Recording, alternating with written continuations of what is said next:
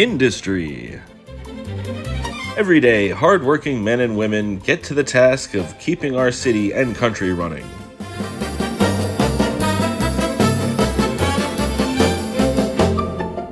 And today we celebrate these heroes on Made in Myrtle Beach.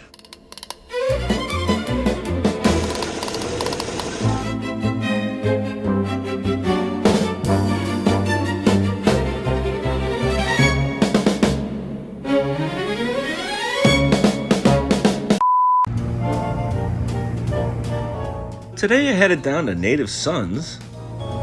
I got word that there was something very interesting in their showroom that I might want to see.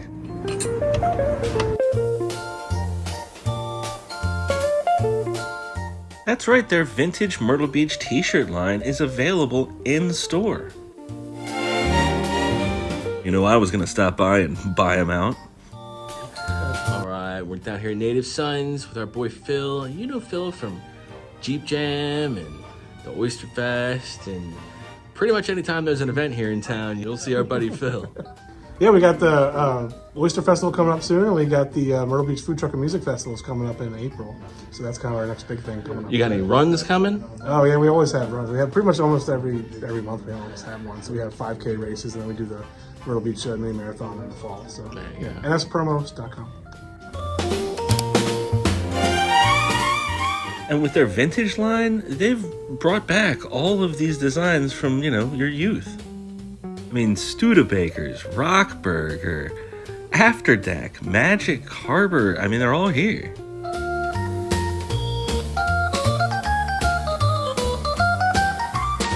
All right, and we're here with Al. I'll start over. All right, we're out here with Al. This is the dude who sourced most of the logos from all this stuff, man, and dug up these things so that we can preserve it and you can wear it stylishly through town. How did you do that? I mean, this is before PNGs and Google image and stuff like that. A lot of background research, mainly Google search, digging in Facebook archives, Facebook groups, Myrtle Beach history page. Oh yeah. Family members maybe shared some photos. You know, everything from old Kodachrome film and stuff like that, and Polaroid shots, trying to find the closest representation of what I remember the signage looked like, or the matchbook cover art will get you there, but it's far and few in between. And as we get, you know, further into the 2020s, you know, it's getting harder to find some of the older material. Right. I really appreciate how you've given a little wear to the design, too, because anything that's too bright, it takes you, like a year and a half to wear it in? Exactly. The whole thing is I did not want it to look new. I wanted to feel like a comfortable vintage shirt, like one of your favorites is your go-to lounging around the house. And a lot of these places that, you know, most of the younger generation is not going to remember it, but they still think it's cool anyway. Well, so you were born and raised here? I was born in Columbia, grew up in Garden City. Yeah. Garden City, nice. Yeah. Do you have a favorite establishment that you used to attend when you were a kid? My favorite, being a lifelong surfer, is Villa Surf Shop. Still an operation. Props to Kelly and Brian. Kelly's a great guy. I've lived behind there for forever on Wando Street. So they build their own surfboards too. Yeah, so I was always hanging out there as a shop rat back in the early days, and my uncle was part owner of the Kingfisher Inn at that time. Nice. Yeah, around 1980. And I still remember a lot of these places fondly, so. Right. And to see it all gone now and see where Myrtle Beach is today, it's like, can't help but look back going, man, that place was cool. And the funny part is, like, maybe it wasn't so cool. I'm just remembering it in a cool way. Nostalgia's a heck of a Right. Exactly. So, out of any of the clubs that you hung out at the back in the day? Crazy Zach's. Crazy Zach's? Yeah, some really bad stories about that place. I mean, underage, number one. Number two, drinking too much because the beer was cheap. I remember that logo very distinctly. You know what happens when you drink too much? You get sick. So there you go. Yeah, I guess back in the day, I probably spent more time in North Myrtle Beach. That was probably where most of the stuff was back in the 80s. Right. If you weren't going to the club or drinking. Exactly. Yeah, most of us in that time were kids, you know, we're not legal age. Or, right. You know, yet. And as is expected, whenever you get two Retro Myrtle Beach guys together, They're gonna gab and gab.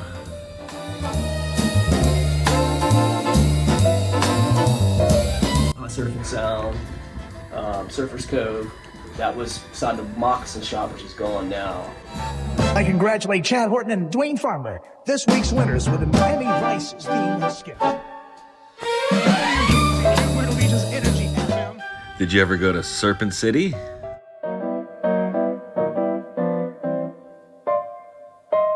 Check them out at the Magic Attic tonight. Sugar Creek opens up for Greg Kinn. And a special guest on the KZQ Album Hour, the guy that brought you Coming Home, George Hatcher.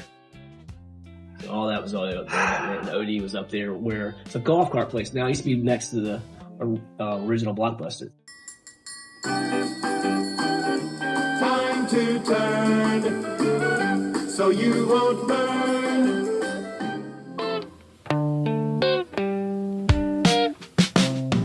How about the Electric Circus? It's like the first Dave and Buster's. Could have brought that one back. Everyone who comes to Mother Fletcher's all night long tonight receives their very own multicolored Mother Fletcher's T-shirt. We got some people with them right now trying to put them on. It's nothing but a party. Come see what the happening place in Myrtle Beach is all about. Mother Fletcher's. We're located by the Pavilion. And they do a lot of other stuff. I mean, they do the One Flight Myrtle Beach Classics, that big PGA golf tourney they have here, as well as other local and regional stuff. And Phil told me a little bit about the history of this place and how it basically started with a bunch of local friends who had events and parties at bars. How that morphed into a suntan lotion company for a little while. Do you remember seeing this stuff on the shelves?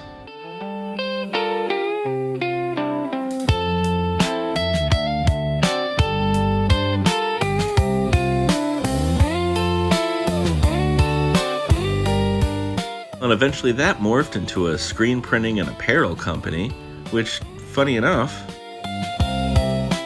turned back into hosting events here in town.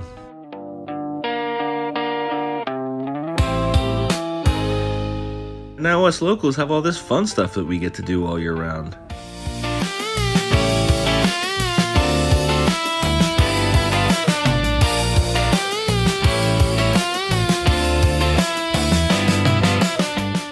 And Phil gave me a tour of the back room. I got to see how everything gets made. And yeah, it's old school screen printing techniques, just with, modern equipment.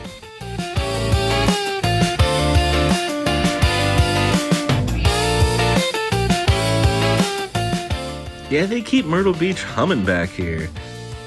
Supplying more than just custom apparel, they also supply, community spirit and jobs.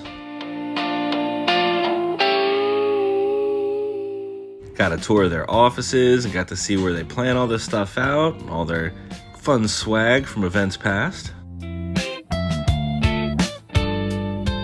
Such a super cool experience. You guys gotta come down here, check out the showroom, and pick up some of these t-shirts. My goodness. Native Son screen print and embroidery.